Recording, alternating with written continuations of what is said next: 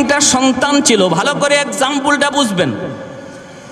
তিনজন সন্তানকে বাবা সম্পদ বন্টন করে দিল। একজন সন্তান ছিল বড় খারাপ, এর অভ্যাস ছিল খারাপ, চরিত্র ছিল খারাপ, বাজে কাজে মন্দ কাজে সময় ব্যয় করে, জুয়া খেলে, মদ খায়, গাঞ্জা খায়। বাবা ওই ছেলেটারে সম্পদ দিল, অল্প দিনের ভিতরেই সম্পদ বিক্রি করে মানুষের কাছে ঋণগ্রস্ত হয়ে গেল। মানুষ তার বাবার কাছে বলতেছে, তুমি তো এত ভালো মানুষ, কিন্তু পোলাটা এত খারাপ হলো কেমন করে? আজকে এতদিন যাবৎ আমার টাকা দেয় না, পাওনা টাকা দেয় না, এত টাকা ঋণ পাই, ডাইনে বামে কত মানুষ কত কিছু কয়। বাবা এক পর্যায়ে ওই মানুষের ঋণগুলা শোধ করে। তারপরে ছেলেটারে ডাক দেয়, ডাক দিয়ে বলতেছে, বাবা আয়, তোর কারণে আমার ইজ্জত যায়, সম্মান যায়, মানুষ আমাকে মন্দ বলে।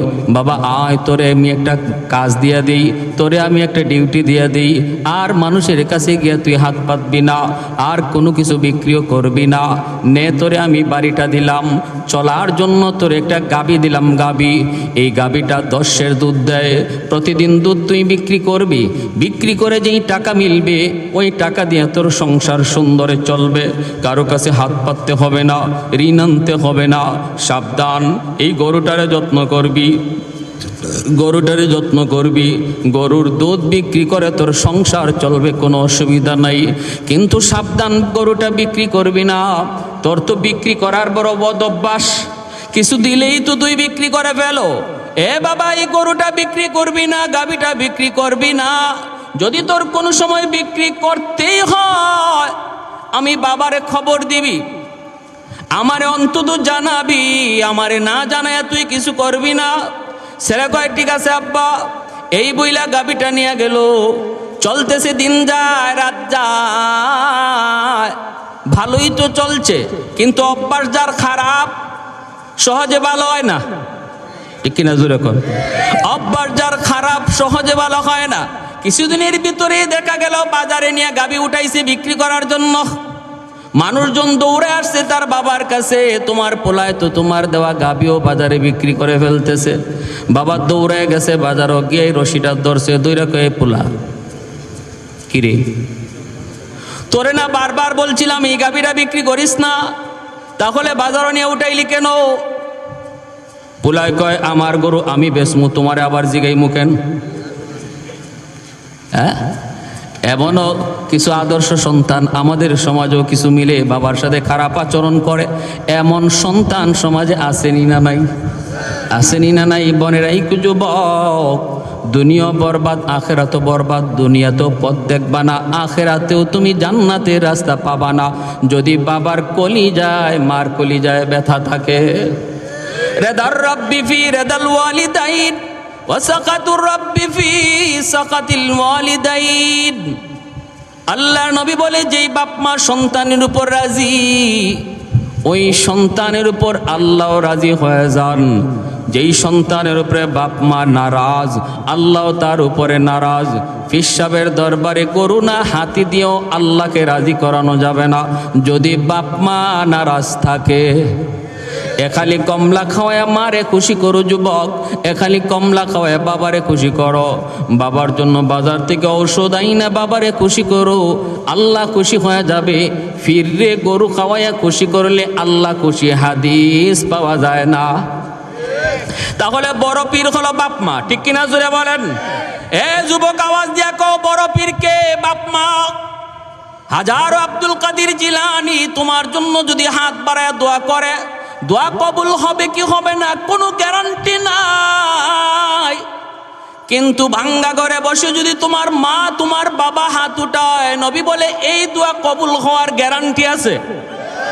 সালাসাতুন দাওয়াতুম মুস্তাজাবাতুন লা শাক্কা ফীহ, দাওয়াতুল মাজলুম ওয়া দাওয়াতুল মুসাফির ওয়া দাওয়াতুল ওয়ালিদ আলা ওয়ালাদিহি।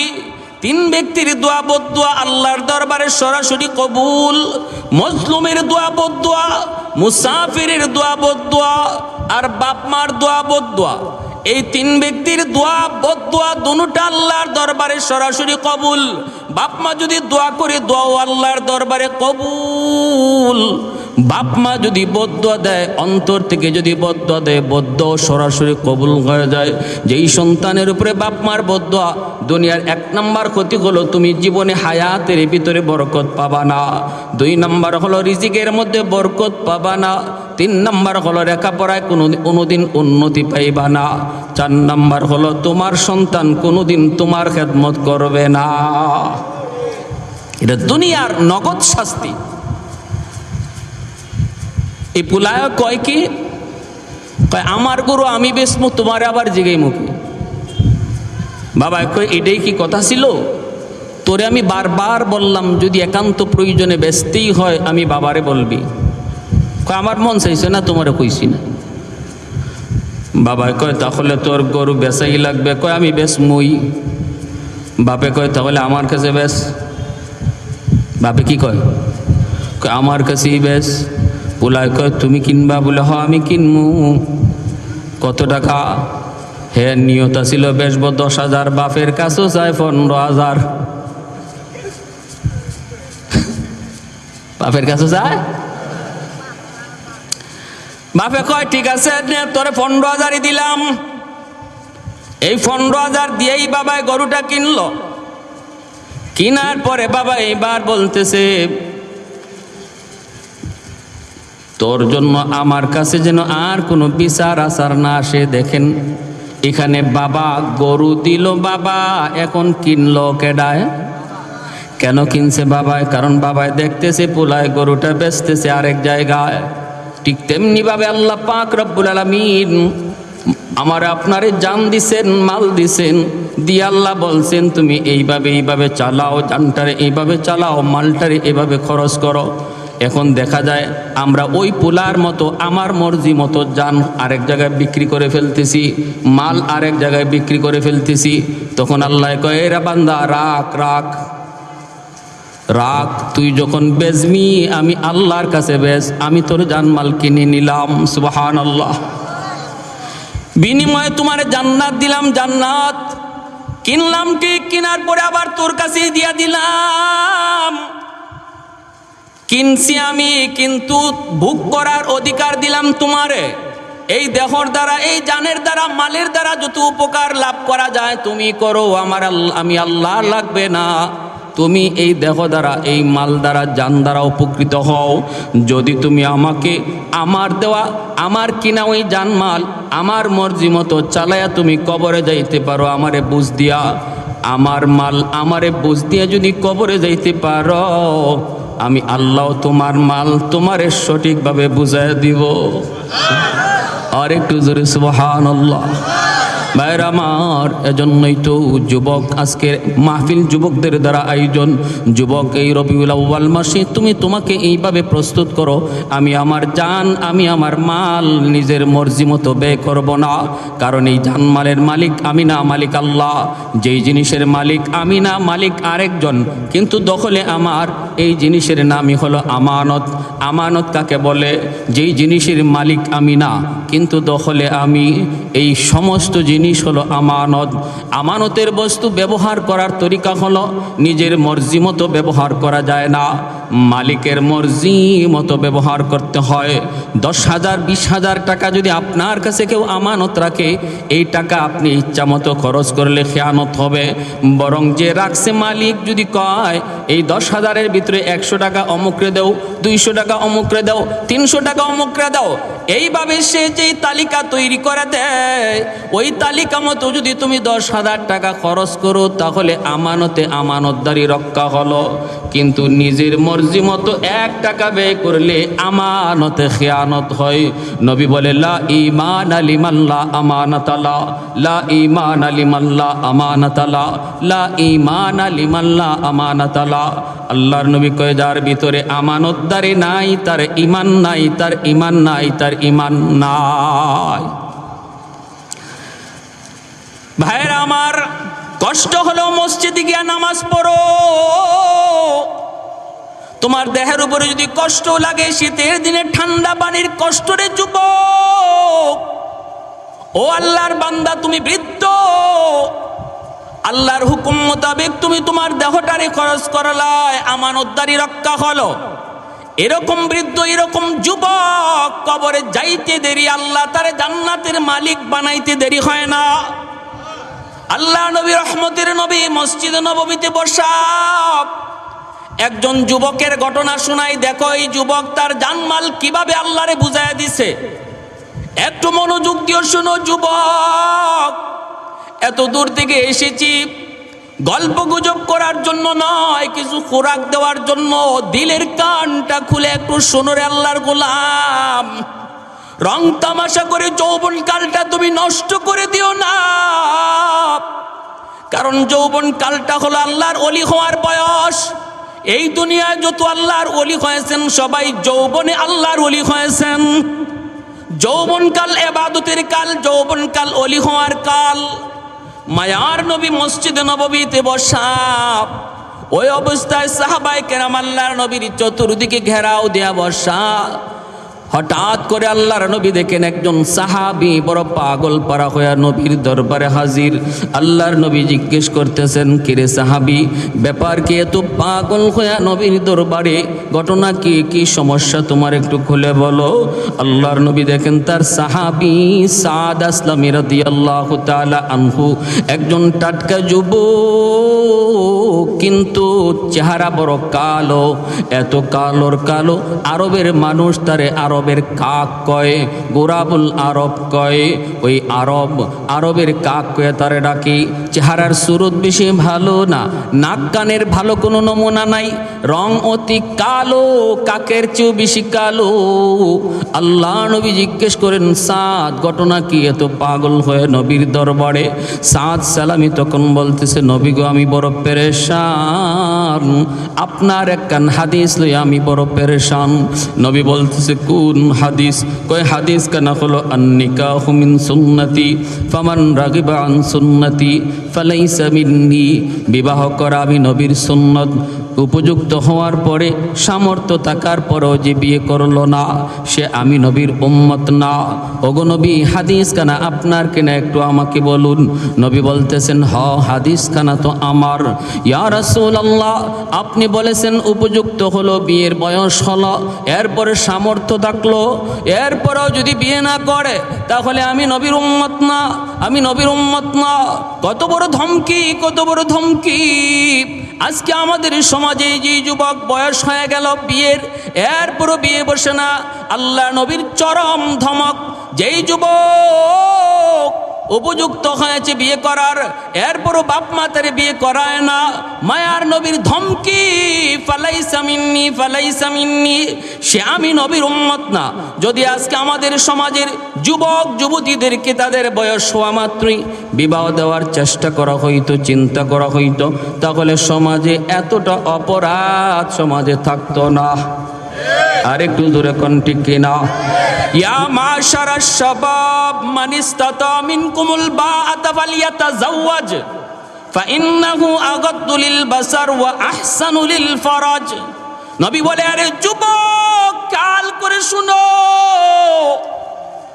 বয়স হয়ে গেল তোমার বিয়ে করার, এরপরে যদি বিয়ে না করো, আমি নবী বললাম বিয়ে করো, করার দ্বারা তোমার চোখটা নত হয়ে আসবে, লজ্জাস্থানের হেফাজত হবে।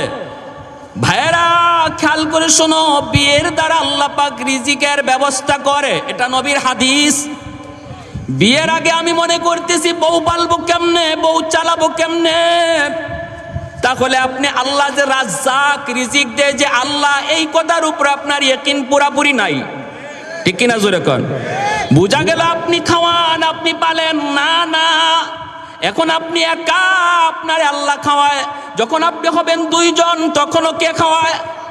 যখন হবেন 4 জন তখনও কে খাওয়াবে? অতএব বিয়ের পরে অনেক মানুষের রিজিক খুলে গেছে, জীবিকার ক্ষেত্র খুলে গেছে, এমন প্রমাণ একটা দুইটা নয়, বহু প্রমাণ রয়েছে, বহু নজির রয়েছে। এজন্য বাপ মা যারা, অভিভাবক যারা, আপনাদেরকেও বলি, অনুরোধ করে বলি, উপযুক্ত যুবক, উপযুক্ত যুবতী, উপযুক্ত ছেলে আর উপযুক্ত মেয়ে বিয়ে বয়স হওয়ার পরেও যদি বিয়ে না করান, আর এই কারণে আপনার ছেলে যদি কোনো অন্যায় করে, মেয়ে যদি অন্যায় করে, তারা যেমন আল্লাহর দরবারে অপরাধী, বাপ মাও আল্লাহর দরবারে আসামি। কষ্ট পাইছেন আপনারা? আমার কথা কষ্ট পাইছেন? বাপ মাও সমান অপরাধী। যারা বলতেছেন পোলাটা একটা ব্যবসা ধরুক, বিয়ে পাশ করুক মেয়েটায়, হুজুর MA পাশ করে নিক, একটা চাকরি লয়ে লোক, তারপরে বিয়েটা করাই, বউ ফালবো কেমনে, এই নিয়ত করে যারা ছেলে মেয়ে উপযুক্ত হওয়ার পরও বিয়ে করাইতেছেন না, বিয়ে দিচ্ছেন না, আল্লাহর দরবারে আসামি হওয়ার অপেক্ষায় থাকেন। এই যৌবনের পাগলামি যদি তারা করে, আর এই অপরাধী সে যেমন হবে, বাপ মা সমান অপরাধী হবে। এজন্য দোহায় সমাজকে বাঁচান। সাহাবী বলতেছি, ইয়া রাসূলুল্লাহ, ওগো নবীজি, আমি তো বিয়ে করার জন্য বিভিন্ন জায়গায় প্রস্তাব দিয়েছি, কিন্তু আমার কাছে কেউ বিয়া দেয় না। নবী বলে, কেন দেয় না? কয়, আমার মদিনায় কোনো বাড়ি নাই, মদিনায় কোনো ঘর নাই, আমি তো মক্কা থেকে হিজরত করে মদিনায় এসেছি। সাহাবায়ে কেরামের ভিতরে দুই দল, একদল মুহাজির আর একদল আনসার। মদিনার সাহাবীদেরকে আনসার বলা হয়, নবীর সাথে মক্কা থেকে যারা হিজরত করে মদিনায় এসেছে তাদেরকে মুহাজির বলা হয়। মুহাজিরদের মদিনায় কোনো নিজস্ব ঘর বাড়ি ছিল না, আনসাররা তাদেরকে জায়গা দিছেন। ওই রকম একজন মুহাজির সাহাবী হলেন সাদ সালামি। তিনি বলেন, নবী গো, আমি যে বিয়ে কইরা বউ আনমু, বউ রাখমু কই, ঘর নাই, বাড়ি নাই। আমার তো বাড়ি মক্কায়, আমার বাড়ি দখল করে রেখেছে আবু জাহেল, আমার বাড়ি দখল করে রেখেছে মক্কার উতবা সাহেবা, আমার বাড়ি তো দখলে আজকে বেদিনদের, বেঈমানদের। দিনের খাতিরে, ধর্মের খাতিরে আপনার মহব্বতে বাড়িঘর সব ছেড়ে এসেছি গো নবী, কিন্তু এখানে আমি আরেকজনের বাড়িতে থাকি, আমি এখন বউ আনলে কই রাখবো, এজন্য আমাকে কেউ বিয়ে দিতে রাজি হয় না। এটা হলো এক কারণ। দ্বিতীয় কারণ হলো, নবী গো, আপনি আমার চেহারাটা একবার দেখুন, চেহারাটা এত কালোর কালো, আমার গায়ের রং এত কালো, এত কালো, চেহারার কোনো নমুনা ঢকঢাকও ভালো না, এজন্য আমারে কেউ বিয়ে দেয় না। এখন আমি কি করব গো নবী? আপনি তো বলেছেন বিয়ে যদি কেউ না করে সে আমার উম্মত না, আমার তো শারীরিক চাহিদা রয়েছে বিয়ে করার, আমি এখন বিয়ে না করলেনি চলে, কেউ বিয়া দেয় না, তে আমি কি করমু? আমি এখন করমু কি? আপনি আমার একটা বুঝ দেন। বিয়া যদি করতেই হয় কোন জায়গায় বিয়ার প্রস্তাব দিমু, আর যদি বিয়া না করলে চলে, আপনি আমারে অনুমতি দেন। আল্লাহর নবী কয়, সাদ রে, কেউ বুঝি তোমার কাছে বিয়ে দেয় না? কয়, না গো নবী, কেউ বিয়ে দেয় না। আল্লাহর নবী কয়, যাও, আমি নবী তোমারে পাঠাইলাম মদিনার অমুক একজন জমিদার, নতুন মুসলমান হয়েছে, তার একমাত্র একটা মেয়ে আছে, জমিদার, সম্পদের কোনো অভাব নাই, মেয়েটাও এত সুন্দর, মদিনার মানুষ তারে হুরে মদিনা কয়া ডাকে, মদিনার হুর, মদিনার হুর, এত সুন্দরী, এত সুন্দরী। ওই মেয়েটার জন্য আমি তোমাকে পাঠাইলাম, বিয়ের প্রস্তাব লইয়া যাও। আরেকটু জোরে কন্যা সুবহানাল্লাহ। কে পাঠাইতেছেন? বলেন নবীজি। কে পাঠাইতেছেন? আমার নবী, রহমতের নবী পাঠান। সাদ সালামি সাথে সাথে দৌড় শুরু করে দিলেন, একটু চিন্তা করলেন না, কই যাইতেছি বিয়ার প্রস্তাব লইয়া, হায় হায় কই যাইতেছি, জমিদারের মেয়ে, গরিবের মাইয়া, আমার কাছে বিয়া দেয় না, আর নবী আমারে পাঠাইতেছে জমিদার বাড়িত। হায় হায়, বিশ্ব সুন্দরী মদিনার মানুষ যারে হুর কয়, হুর, আমারে কালো মাইয়াই কেউ দেয় না, নবী আমারে হুরের কাছে পাঠায়। বুঝছি আমার কপালে মনে হয় বিয়া নাই, মাইর আছে। আমরা হইলে কত চিন্তা করতাম, ঠিক কিনা? আমরা হইলে মনে মনে ভাবতাম, বুঝছি নবী আমাকে নিজের দরবার থেকে কেমনে তাড়ায়া দেব, এইভাবে না তাড়ায়া যাও মিয়া, কেউ বিয়া দেয় না, তে আমি কি করমু? এই কথা নবী না বইলে কোনো একটা শুরুতে হয়তো আমাকে দরবার থেকে ভাগাইছেন, এমনটা আমরা হলে ভাবতাম। কিন্তু তারা তো নবীর সাহাবী, তারা তো আমার নবীর কথার উপরে কি পরিমাণ ইয়াকিন, আমার নবীর কথার উপরে কি পরিমাণ বিশ্বাস, কি পরিমাণ ইয়াকিন। জীবন যাবে তবুও নবীর কথা ফালাইতে পারেন না সাহাবীরা, ঠিক কিনা? জান যাবে তবু আমার নবীর কথা ফালানো যাবে না। সাদ সালামি দৌড় শুরু করে দিলেন বিয়ার প্রস্তাব লইয়া। মাঝখানে সাহাবীরা পাইছে, কিরে সাদ এত পাগল হয়ে কই যাও? সাদ সালামি বলতেছে, আমি বিয়ার প্রস্তাব লইয়া যাই। সাহাবীরা কয়, কার বাড়িতে যাও? কয়, অমুকের বাড়িতে। সাহাবীরা কয়, কসকে বেটা কার লাগি বিয়ার প্রস্তাব? কয়, আমার লাগি।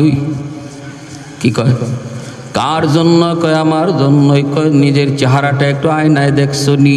নিজের চেহারাটা একটু আয়নার সামনে দেখছো নি? সাদ সালামি কয়, দেখছি তো।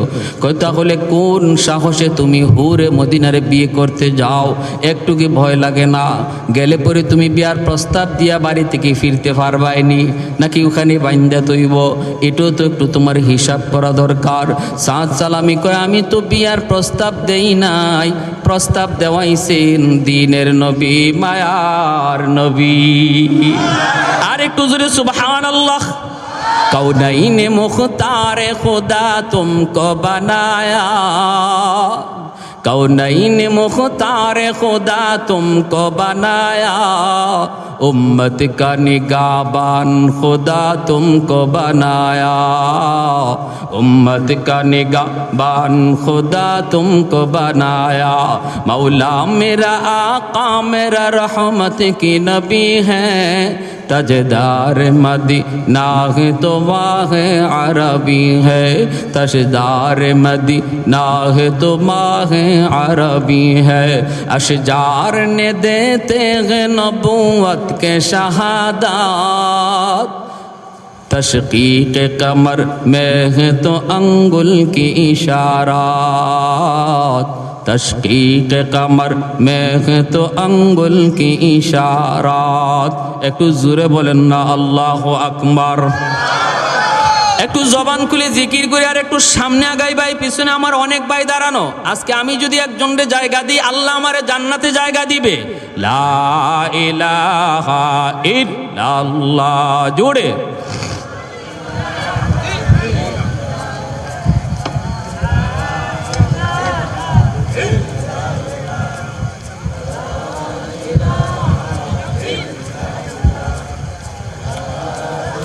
ভাই মানুষ অনুপাতে জিকিরে আওয়াজ হচ্ছে না, পিছনের ভাইরা একটু চাপ দেন, সামনে আগান ভাই। লা ইলাহা ইল্লাল্লাহ, লা ইলাহা ইল্লাল্লাহ।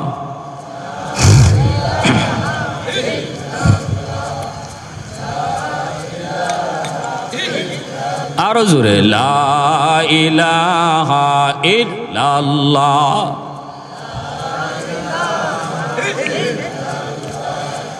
লা ইলাহা ইল্লাল্লাহু মুহাম্মাদুর রাসূলুল্লাহ। একটু জোরে বলি সাল্লাল্লাহু আলাইহি ওয়াসাল্লাম। হুরে মদিনার বাড়িতে গিয়া বিয়ার প্রস্তাব দিয়া উনি আইবার ফারছে না এটা শুনবার ইচ্ছা আসেনি আপনাদের?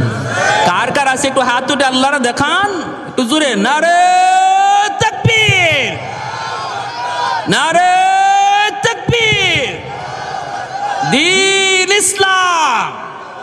মাশাআল্লাহ। প্যারে হাজরিন, হাত নামান। এইবার দেখা যায় সাহাবীরা কয়, কও কি তুমি আল্লাহ নবী তোমারে পাঠাইছেন, তাহলে দ্রুত যাও, কপাল তোমার খুলছে।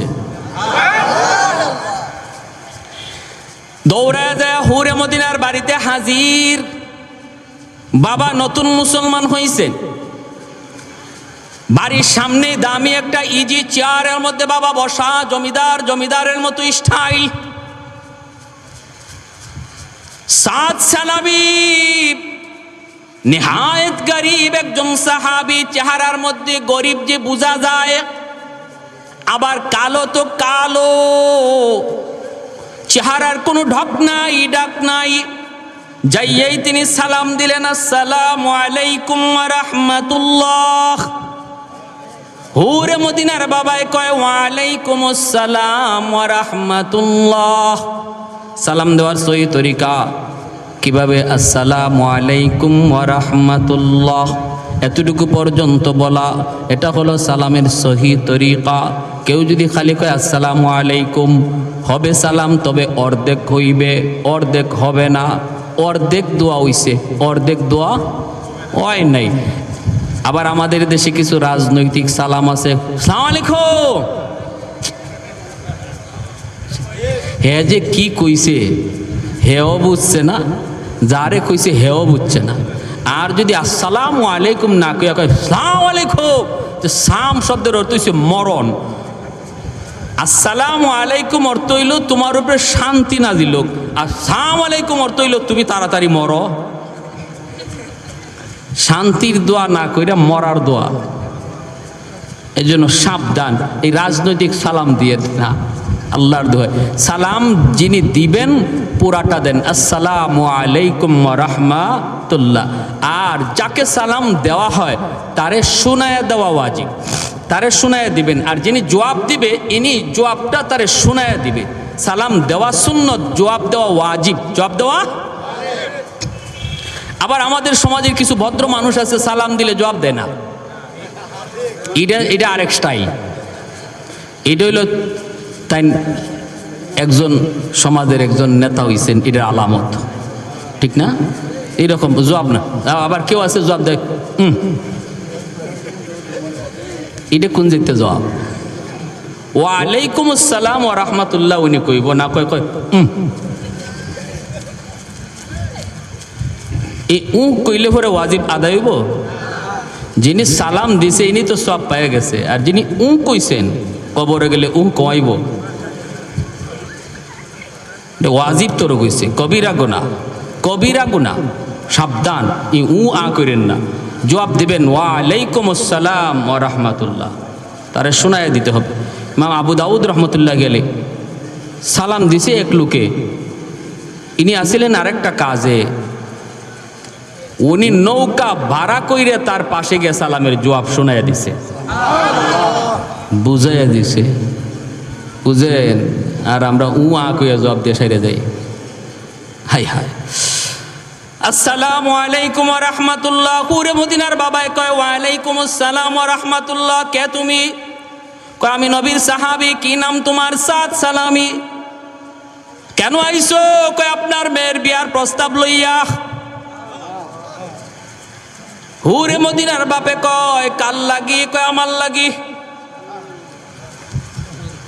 যেমন প্রশ্ন এরম উত্তর, জটকাট, কোনো গুজামিল নাই, এটা নাই।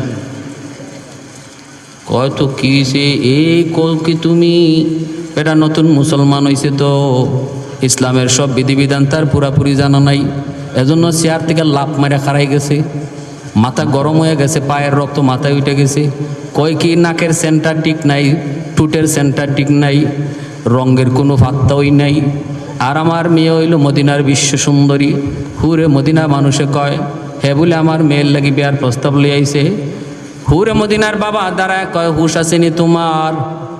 কয় 100%। নিজের চেহারাটা আয়নার সামনে দেখছো নি? কয় প্রতিদিন দেখি। হয়তো কেমনে তুমি সাহস করছো? কয় আমি তো করি নাই। কে করাইছে? কয় আমার নবী পাঠাইছে। আল্লাহু আকবার, সুবহান। নতুন মুসলমান হয়েছে তো এরপরও হজম করতে পারে না, কারণ রাগটা বেশি হয়ে গেছে।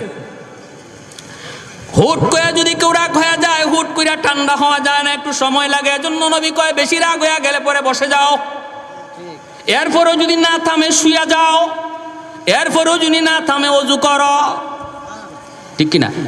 আল্লাহ নবী কয় কুস্তির মধ্যে যে যারে হারায় সে বাহাদুর নয়, রাগ যে হজম করতে পারে সে হলো বাহাদুর, সে হলো। বউয়ের সাথে রাগ হয়ে গেছে, যুবক একটা নিরীহ মহিলা, মা বাবা সব চাইরা, ভাই বোন সব চাইরা, স্বামীর হাত ধরে অচেনা জায়গায় এসেছে। এই জায়গাতে আপন বলতে তার কেউ নাই, আছে শুধু একমাত্র তুমি স্বামী। স্বামীটার হাত ধরে শিশুকাল থেকে যাদের মায়া মহব্বত পায়া মেয়েটা বড় হয়েছে, সে তোমার হাত ধরে চলে এসেছে। এখানে তার মা নাই, ভাই নাই, বাবা নাই, বোন নাই, কেউ নাই। তুমি তারে মারলেও কেউ ফিরাইতে আসবে না, তুমি তারে ধমক দিলেও কেউ জবাব তারে দিবে না। অতএব স্ত্রীর কথায় যদি তুমি কখনো গুসা হয়ে যাও, তারে ধমক দেওয়া বাহাদুরি নয়, হাত তোলা বাহাদুরি নয়। নবী কয় গুসাটারে যদি থামাইতে পারো তুমি বাহাদুর। তুমি একজন আদর্শ স্বামী, তুমি আদর্শ স্বামী। স্ত্রীর সাথে যদি হজম করতে পারো, মহিলা মানুষ বাঁকা হাড় দ্বারা সৃষ্টি, একটু কথাবার্তা একটু তেরা বেড়া হইবই, এটা তোমার হজম করাটা হলো বাহাদুরি, ঠিক কি না? হজম করাটা হলো বাহাদুরি। একটু চিন্তা করে দেখো, যদি আল্লাহ সিস্টেম পাল্টাইয়া দিত যে বিয়ার পরে বউ জামাইয়ের বাড়িতে যাওয়া না, জামাই বিয়ার পরে বউর বাড়িতে গিয়ে থাকতো, যদি ইসলামের সিস্টেমটা এমন হইতো আর ওই বাড়িতে আপনি একা একা থাকতেন আর এরকমভাবে কথায় কথায় আপনারে কেউ ধমকাইতো, তাইলে কেমন লাগতো? দুই একটারে খুন কইরা রাতের অন্ধকারে আইতেন আপনি, ঠিক না? দেখতেন দুই একজন খতম হয়ে গেছে, এরপরে আপনি আইতেন, নাইলে যেতেন গাবাইকিয়া। এই জায়গায় একজন মহিলা, সে এখানে কত আর হজম করবে? চোখের পানির ফুটা যদি রাতের অন্ধকারে ফালায়, আল্লাহর আদালতের ফাইলে জমা হবে, কারণ সে মাজলুম, সে এখানে নিরীহ, তার সাপোর্ট নেওয়ার কেউ নাই, তার পক্ষ নেওয়ার এখানে কেউ নাই, কারণ তার রক্তের কেউ এখানে নাই। অতএব যদি পাক করে গিয়ে এক ফোঁটা চোখের পানি ফালায়, মনে রাখো স্বামীরা, আল্লাহর আদালতে তুমি সবচেয়ে বড় আসামি হবে স্ত্রীর মামলায়।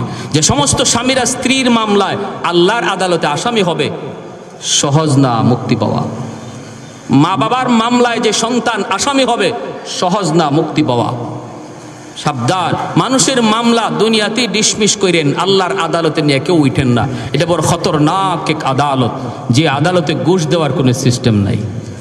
দুনিয়া জজ সাহেবরে ঘুষ দিতে পারবেন, উকিল একটা না 10টা ধরতে পারবেন, হাসরের মাঠে আল্লাহরে ঘুষ দেওয়ার ক্ষমতা আসেনি, ফোন করার সিস্টেম আসেনি। জজ সাহেব, অত নম্বর মামলা, অত নম্বর আসামি, আমার হালার ঘরের দুলাভাইয়ের গলের বাতিজা, আসেনি না নাই? মন্ত্রীর ভাতিজা, মন্ত্রীর দুলাভাই, মন্ত্রীর শালা, এই ধরনের কথা কইয়া কত মামলার কত আসামি খালাস পেয়ে যায়। আল্লাহর আদালতে আসেনি সিস্টেম এই ধরনের ফোন করার কোন সিস্টেম? আমার ভাইরা বন্ধুরা, জন্য যুবক, ওই আল্লাহর বান্দা গুসা হয়ে গেছে অনেক, ডাক দিয়া বলতেছে, রে সাদ, নবীর উপর ঈমান এনেছি, আল্লাহর নবীর সব কথা মানি, কিন্তু এই কথাটা মানতে পারলাম না, কারণ আমি আমার মেয়ের বাবা, আমি তার ওয়ালি, আমি তার অভিভাবক। আর ইসলামের বিধান হলো অভিভাবক যারে পছন্দ করে, যেখানে পছন্দ করে সেখানে বিয়ে দিবে। অতএব আমি আমার মেয়েকে তোমার কাছে বিয়ে দিতে পারি না, যাও তুমি আমার বাড়ি থেকে বের হয়ে যাও। এই বইলা সাদ সালামীকে হুরে মদিনার বাবা বাড়ি থেকে তাড়ায় দিছে। এনিও মনে কষ্ট নিয়ে চলে আসতেছেন। বলুন তো দেখি, কেউ যদি বলে আমি নবীর আশিক কিন্তু নবীর কথা মানি না, এ আশিক না বাটফার? আরো জোরে, আরো জোরে। কেউ যদি কয় আমি নবীর আশিক, মিছিলের আগে থাকে, জিলাপির আগে খায়, কিন্তু মুখে নবীর সুন্নত দাড়ি নাই, এ আশিক না বাটফার? আমি কইছি না, আপনারা আমার রাস্তা তো আবার আটকেন না। বাপরি মিছিলের আগে লাঠি লইয়া হাজির, মিলাদুন নবী পালন করো, সিরাতুন নবী লাথি মারো, নাউজুবিল্লাহ, জোরে কোন। সিরাতুন নবী, আমার নবীর জীবনের 40 বছরের পরের অংশটাকে সিরাতুন নবী বলে, আর 40-এর আগের অংশটাকে মিলাদুন নবী বলে। নবীর জীবনে ওহী নাজিল হইছে 40 বছর বয়সে, ঠিক কিনা? ওহী নাজিল হইছে, কোরআন নাজিল হইছে 40-এর পরে। তাহলে আপনি কোরআন যদি পাইতে হয়, নবীর 40 বছরের পরের জীবন নিয়ে আলোচনা করলে কোরআন পাবেন, নামাজ পাবেন, হজ পাবেন, যাকাত পাবেন, হালাল পাবেন, হারাম পাবেন, পর্দা পাবেন, যাবতীয় বিধি বিধানগুলি আপনি সিরাতুন নবীর ভিতরে পাবেন। অতএব সিরাতুন নবী আলোচনা করার বিষয়, সিরাতুন নবী পালন করার বিষয়, সিরাতুন নবী আলোচনা করা, পালন করা ফরজ। আর মিলাদুন নবী, নবীর জন্ম থেকে নিয়ে 40 পর্যন্ত কোরআন পাওয়া যায় যায় না, কারণ 40-এর আগে নবীর কাছে কোরআন নাজিল হয় নাই। এই জীবনের পাট্টার নাম হলো মিলাদুন নবী, আলোচনা করা সওয়াবের কাজ, আলোচনা করা নফল বন্দেগীর সওয়াব। কিন্তু সিরাতুন নবীর আলোচনা করা ফরজ, মিলাদুন নবীর আলোচনা করা নফল। এখন যদি কেউ কয় আমি নফল মানি ফরজ মানি না, হে যেন লঙ্গি খুললা ফাগরি ফল্ল, ঠিক কিনা? কই হুজুরে এত সোয়াব কইছে ফাগরি ফরার, তাহলে কপালে যা আছে লঙ্গি খুললা ফাগরি ফরিলিমু। হ্যাঁ, সতর ফরজ, লঙ্গি ফর হইল ফরজ, ফাগরি ফর হইল নফল। হে নফলের লাগি ফরজ ছেড়ে দিছে। যারা মিলাদুন নবী মানে সিরাতুন নবী মানে না, এরাও নফল লইয়া ফরজ ছেড়ে দিছে, ঠিক কিনা? ঠিক কিনা ভাইরা আমার? জন্য বলতেছি যুবক, একটু মনোযোগ দিয়ে শোনো। আবেগের নাম ইসলাম নয়, আবেগের সাথে হুঁশ থাকা লাগবে, শরীয়তের বিধিবিধান থাকা লাগবে, ঠিক কিনা? আমার নবী, রহমতের নবী, মায়ার নবীর আগমন কুল কায়নাতের জন্য আনন্দের বিষয়, এটা ভালো কথা। আমরা নবীর আগমনে খুশি, কিন্তু একই তারিখে যে আবার নবী ইন্তেকালও করছেন। 12 তারিখে নবী আইছেন, এই 12ই রবিউল আউয়াল নবী বিদায় নিছেন। তাহলে এখন কি করবা? দিনের অর্ধেক দিন আনন্দ করবা, অর্ধেক দিন তো কান্না করার কথা। হ্যাঁ, আপনার একই দিনে যদি ছেলে হয়, একই দিনে বাবা মারা যায়, ছেলে হইছে আবার বাবাও মারা গেছে, এখন ছেলে হওয়ার আনন্দ এটা কি ঠিক থাকবে? ঠিক থাকবে না। বাবা মারা গেছে, মনটা খারাপ হয়ে যাবে, আনন্দ নষ্ট হয়ে যাবে, ঠিক কিনা? আমার নবী এই দিন আসছেন, কিন্তু নবী যে এই দিনও বিদায় নিছেন, এই দুঃখ তোমরা কোথায় রাখলা? এই কষ্ট রাখছো কই? হ্যাঁ, জিলাপির পাগল। হাই হাই হাই হাই রে মুসলমান। এখন হুরে মদিনা ঘর থেকে বের হইছে, বের হয়ে বলতেছে আব্বা কে আসছিল? বাবা কয় আসছিল নবীর একজন সাহাবী। কয় আব্বা কি নাম? কয় সাদ সালামি। হুরে মদিনা কয় বাবা আমি সাদ সালামিকে চিনি। সুবহানাল্লাহ, দেখেন কেমন মহিলা। কয় আব্বু আমি সাদ সালামিকে চিনি। আল্লাহ নবী কয় কেমন চিনো? কয় আব্বু আমি ভালো করে চিনি। ইনার মদিনায় কোনো ঘর নাই, বাড়ি নাই, ইনি একজন মুহাজির সাহাবী, আমার নবীর সাথে হিজরত করে মদিনা আসছে।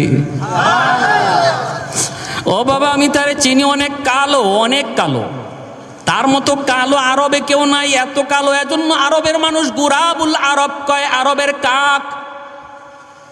এমনি বাবা কয় মারে তাহলে তুই আমার মনের ব্যথাটা বুঝবি। মা তুই কত দেখি এমন একটা মানুষ আইছে তোমার জন্য বিয়ের প্রস্তাব নিয়া, মা আমি কেমনে সেটা সই? আমার রক্ত মাথায় উইটা গেছে।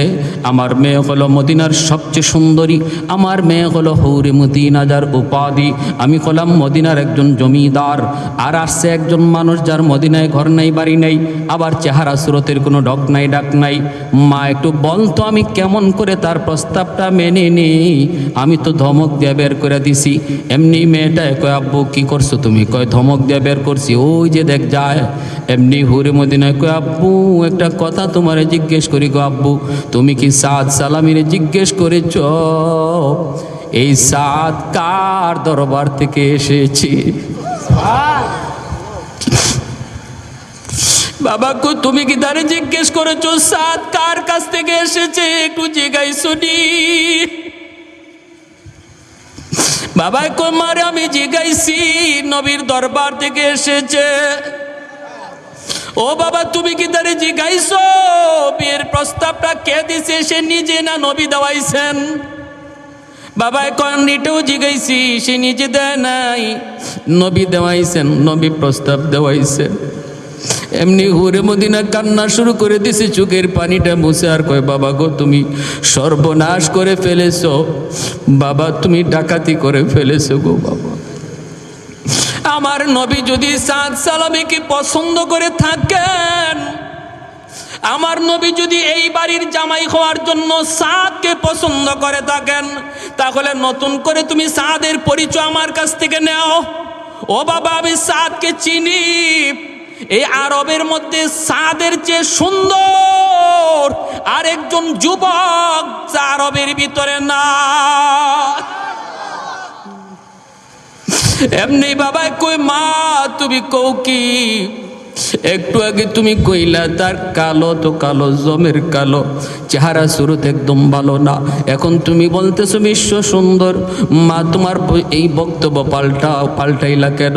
মেয়ে তখন বলতেছে বাবা গো তুমি এখনো বুঝো নাই, আমার রহমতের নবী সরওয়ারে দু জাহান যেই চোখ দিয়া এই বাড়ির জামাই পছন্দ করেছেন, এই চোখের চেয়ে সুন্দর চোখ দুনিয়াতে আল্লাহ কাউরে দেয় নাই। আমার নবীর আল্লাহ যে চোখ দিছে, এত দামি চোখ দুনিয়ার কাউরে আল্লাহ দেয় নাই। অতএব বাবার নবীর চোখ দিয়া যেই জামাই পছন্দ, যেই পাত্র পছন্দ, এর চেয়ে উপরে পছন্দ করার মতো কোনো মহামানব আল্লাহ জমিনে কাউরে বানাই নাই। বাবা তুমি মস্ত বড় ভুল করে ফেলেছো, তাড়াতাড়ি করে তুমি যাও নবীর দরবারে, যায় বলো এই বিয়েতে আমি রাজি, তুমিও রাজি, তাড়াতাড়ি করে যেন পাত্র সাজায় গুছায় নবী যেন পাঠায় দেয়। পাঠাইতে দেরি, বিয়া হইতে দেরি হবে না। আরেকটু জোরে সুবহানাল্লাহ। तकबीर में कलमा में नमाजों में अज़ा में, तकबीर में कलमा में नमाजों में अज़ा में, है नाम इलाही से मिला नाम मुहम्मद, है नाम इलाही से मिला नाम मुहम्मद। महबूब ने कहा सल्ले अला नाम मुहम्मद, आको की जिया दिल की जिला नाम मुहम्मद, आको की जिया दिल की जिला नाम मुहम्मद। একটু জোরে আল্লাহু আকবার। বাইরে ঘটনা পরে আরো অনেক সিরিয়াস, সব ঠিক, এরপরও কিন্তু বিয়াটা হয় নাই। এরপরও সব ঠিক, এরপরও বিয়াটা হয় নাই। কার কার শুনবার ইচ্ছা হাত উঠে আল্লাহর একটু দেখাও। আল্লাহ তুমি প্রতিটা হাতকে কবুল করো, জোরে বলি আমিন। আর একটু জোরে বলি আমিন। ভাইরা আমার, বাবা দৌড় শুরু করেছে নবীর দরবারে। বাবাই কইতেছে মারে তুই আমার ঘুম ভাঙায়া দিলি, আমি তো ঘুমাইছিলাম, আমি বুঝি নাই রে মা, বুঝি নাই, তুমি আমার ঘুম ভাঙায়া দিছো। এই বইলা বাবা দৌড় নবীর দরবারে যায় বলতেছে ইয়া রাসূলুল্লাহ, সাত সালামি নবীকে যায় খবর পৌঁছানোর আগেই হুরে মদিনার বাবা নবীর কাছে পৌঁছে গেছে। আল্লাহ নবীর কাছে এই খবর সাত পৌঁছাইতে পারেন নাই, এর আগেই হুরে মদিনার বাবা যায় হাজির। বলতেছে নবী গো, আপনার সাহাবী সাত সালামিকে আপনি জামাই বানায় পাঠায় দেন, বিয়েতে আমার মেয়ে প্রস্তুত, আমার মেয়ে বাসের ঘরে সেজে সুজে বসা আছে, পাঠাইতে দেরি হবে, বিয়ে হতে দেরি হবে না। আল্লাহর নবী রহমতের নবী সাহাবায়ে কেরামদেরকে ডাকলেন, সাহাবীরা কে কোথায় আছো, তাড়াতাড়ি করে তোমরা জমা হও, তোমাদের ভাই সাদ সালামি জমিদার বাড়িতে বিয়ে করতে যাবে। খালি হাতে কেমন করে যায়, জমিদার বাড়িতে বিয়ে করতে যাবে, একটু চাঁদা কালেকশন করো, তোমরা কিছু সাহায্য করো। সাহাবায়ে কেরাম তারা একত্রিত হয়ে গেলেন, যে যা পারতেছেন সাহায্য করছেন। বস্তা ভরা টাকা হয়ে গেল। সাহাবীরা একজন আর একজনের দিকে তাকায়, আবার সাদের দিকে তাকায় মুস্কি হাসে। সাহাবীরা কয় সাদ রে, কেমন চান কপাল লইয়া আইসু, প্রিন্সের মতো আমাদের এক একজনের চেহারা, এরপরও হুরে মদিনাকে বিয়ে করার স্বপ্ন দেখতে পারি নাই। আর তোমার চেহারা তোমার কাছেই ভালো লাগে না, তবুও তুমি হুরে মদিনা পায়া গেছো, কেমন চান কপাল লইয়া আইসো। জোরে কন্যা সুবহানাল্লাহ। ভাইরে জন্য মনে রাখবা, যে সমস্ত পুরুষেরা খুব সুন্দর পুরুষ, সুঠাম দেহের পুরুষ, চেহারা বড় সুন্দর, কালো বউ পাইছেন আফসোস কইরেন না, কারণ এটা তকদিরের ফয়সালা। হ্যাঁ, আর যারা বউ পাইছেন খুব সুন্দর, নিজে খুব কালো, শুকরিয়া আদায় করেন। কি আদায় করেন? এটা কে মিলাই দিছে? বস্তা ভরা টাকা নিয়ে সাদ সালামি মনের আনন্দে রওনা দিছে, বিয়ে করার জন্য বাজার করবে। বাজার মনের ভিতরে কত আনন্দ। বাজারে গিয়া মনের আনন্দে তিনি সদাই কিনলেন, অলংকার কিনে ফেললেন, শাড়ি কিনে ফেললেন। ওই অবস্থায় মনের আনন্দে ঘোড়ার পিঠে মাত্র উঠছেন, তিনি ঘোড়ার পিঠে উইটা তিনি রওনা দিবেন। এইদিকে হুরে মদিনার বাড়িতে অসংখ্য অগণিত মানুষের আনাগোনা, জমিদার মানুষ, মদিনার ভিআইপি মানুষগুলাকে তিনি দাওয়াত করেছে। আবার হুরে মদিনা বান্ধবীদেরকে দাওয়াত করে এনেছি। রম রম করতেছে পুরা বাড়িটা, মানুষই গিজগিজ করতেছে, সবাই অপেক্ষায় নতুন জামাই আসবে। এই অবস্থায় বাসর করে বান্ধবীরা হুরে মদিনাকে সাজায়। হুরে মদিনা বহু খুশি। বান্ধবীরা কয়, কিরে হুর, কি খবর, এত আনন্দ? কয়, আমার স্বামীকে পছন্দ করছে জাননি, পছন্দ করছেন সরওয়ারে দু জাহান রাহমাতুল্লিল আলামিন, এজন্য আমি মহা খুশি। এইদিকে আমার ভাইরা, ওই সাদ সালামে তিনি ঘোড়ার পিঠে উঠবেন, হঠাৎ করে তিনি আওয়াজ শুনতে পাইলেন বাজারের এক মাথা থেকে আরেক মাথায় একজন মানুষ লাল কাপড় নিয়ে দৌড়ায়, আর একটা আওয়াজ দেয়, আসুনি কোনো মুসলমান, অমুক জায়গায় জিহাদ, অমুক জায়গায় যুদ্ধ চলছে বেঈমানদের সাথে সাহাবায়ে কেরামের। ওই যুদ্ধে মুসলমান পরাজিত হওয়ার পথে মুসলমানের রক্ত ঝরছে। আসুনি কেউ মুসলমানের সাহায্যে তুমি যুদ্ধে যাবা, আসুনি কেউ নবীর আশিক তুমি যুদ্ধে যাবা, মুসলমান পরাজিত হওয়ার পথে। আওয়াজটা যেই মাত্র সাদ সালামির কানে আসলো, সাথে সাথে ঘোড়ার লাগাম ধরে তিনি ঘোড়া আটকায় দিলেন। এইবার নিজের মনরে জিজ্ঞেস করেন, রে সাদের মন, একটু বল তুই কোন দিকে যাবি? একদিকে বাসর ঘর, মদিনার সবচেয়ে সুন্দরী তোর অপেক্ষায় বসা, তোর জন্য হাজারো মানুষ অপেক্ষায়, অন্যদিকে তোর মুসলমান ভাই রক্ত ঝরছে জিহাদের ময়দানে। এ সাদ, একটু বল, তুই কি বাসর করে যাবি নাকি গলা কাটতে জিহাদের ময়দানে যাবি? নিজের মনরে যখন প্রশ্ন করেছেন, তখন সাদের মন জবাব দেয়া কয়, রে সাদ, আমার নবী বলেছেন, আল মুসলিমুন কাজাসাদিন ওয়াহিদ ইনিস্তাকা আইনু ইস্তাকা কুল্লুহু। সমস্ত মুসলমান একটা দেহের মতো। দেহের কোনো একটা অঙ্গ আঘাত পাইলে যেমন সারা দেহে আঘাত অনুভব হয়, পৃথিবীর কোনো প্রান্তে কোনো মুসলমানের কান্নার আওয়াজ যদি শুনো, মনে করবা এটা তোমার নিজের কান্না। পৃথিবীর কোনো প্রান্তে কোনো মুসলমান ভাইয়ের রক্ত ঝরে, নবী বলেন মনে করবা এটা তোমার গায়ে রক্ত ঝরছে। তুমি যদি পৃথিবীর কোনো প্রান্তের কোনো শিশু বাচ্চার কান্নার আওয়াজ শোনো, মনে করবা তোমার সন্তানটা কাঁদতেছে। যদি এইভাবে নিজের প্রস্তুত করতে পারো, তবে তুমি মুসলমান। সাদের মন বলতেছে, রে সাদ, বাসর ঘর বড় নয়, আমার নবীর হাদিসটা হলো বড়। সাদ রে, আমার মন বলে না, বাসর করে যাওয়া যায় না, জিহাদের ময়দানে যেতে হয়। সাথে সাথে তিনি ঘোড়াটা দৌড়াইয়া বাজারে আইসা পৌঁছলেন।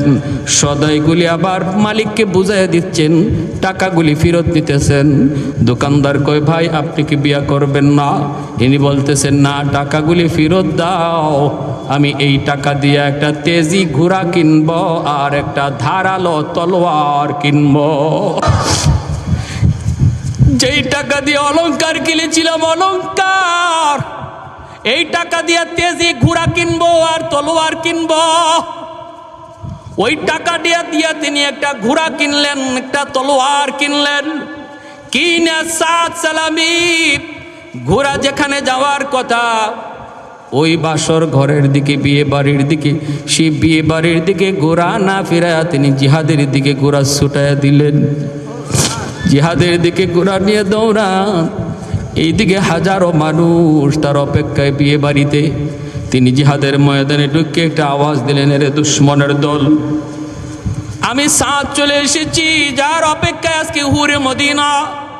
অসংখ্য অগণিত বিয়ের আসরে আমার অপেক্ষা। আমি সেই কুরবানি, সেই আসর কুরবানি দিয়া ময়দানে এসেছি। আমার তলোয়ারের নিচ থেকে একটা বেঈমানরেও আমি জীবিত যাইতে দেব না। এই বইলা তিনি তলোয়ার চালানো শুরু করে দিলেন।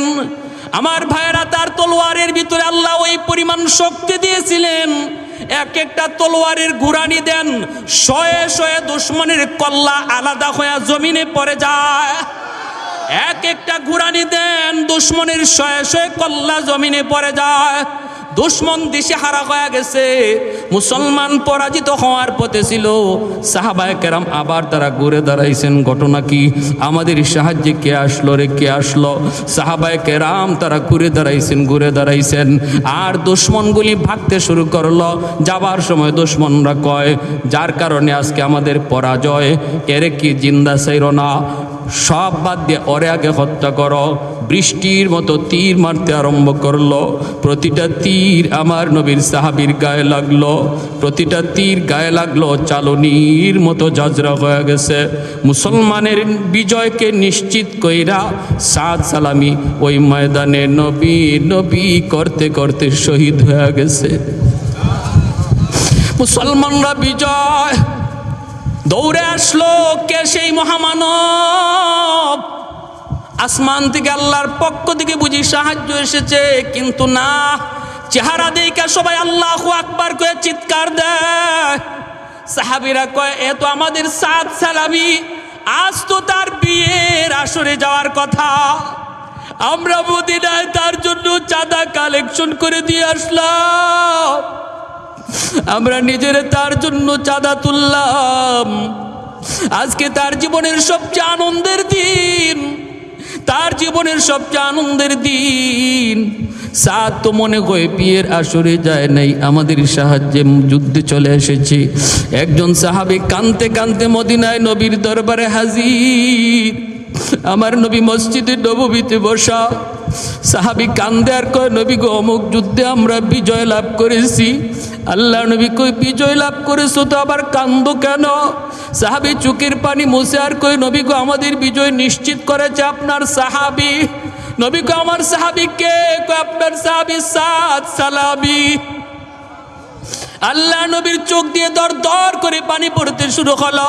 নবী নিজেও কান্দে আনার বলেন, সাহাবীটা তুমি কও কি, আমার সাদ তো আজকে বিয়ের আসরে যাওয়ার কথা, আজকে তো হুরে মদিনার সাথে তার বিয়ে হওয়ার কথা। কয়, নবী গো, আপনার সাহাবী বিয়ের আসরে যায় নাই। ওগো নবী, জান মাল আল্লাহর রাস্তায় আল্লাহর কাছে বিক্রি, এর প্রমাণ পেশ করেছে, নজরানা পেশ করেছে, জিহাদের ময়দানে সে শহীদ হয়ে গেছে। আল্লাহর নবী রহমতের নবী তখন বলতেছে, আমাকে ময়দানে নিয়ে চলো, আমার সাদের লাশ আমি নবী নিজের হাতে কবরে রাখবো, আমি সাদের জানাজার নামাজ পড়াবো। নবী জানাজার নামাজ পড়ে যখন লাশটা নিয়ে রওনা দিচ্ছেন, সাহাবায়ে কেরাম দেখেন নবীজি জমিনের মধ্যে পা ভালো করে লাগান না, উকি দিয়ে নবী হাঁটতেছেন।